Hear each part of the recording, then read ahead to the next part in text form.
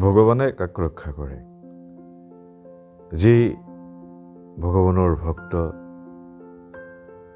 যিসকল ভগৱানৰ শৰণগত,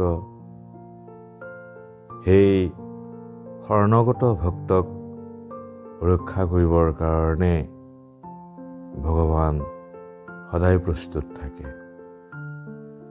ভক্ত প্ৰহ্লাদক ৰক্ষা কৰিবৰ কাৰণে ভগৱানে শ্ৰী নৃসিংহদেৱ ৰূপে অৱতাৰ লৈছিল আৰু ভক্ত প্ৰহ্লাদক ৰক্ষা কৰিছিল।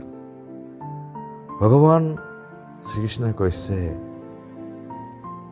তুমি মোৰ শৰণগত হোৱা, মোতেই মনোনিৱেশ কৰা।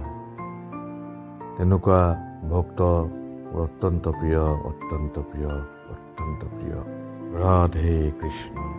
জয় শ্ৰী ৰাধে, জয় শ্ৰী ৰাধে, জয় শ্ৰী ৰাধে।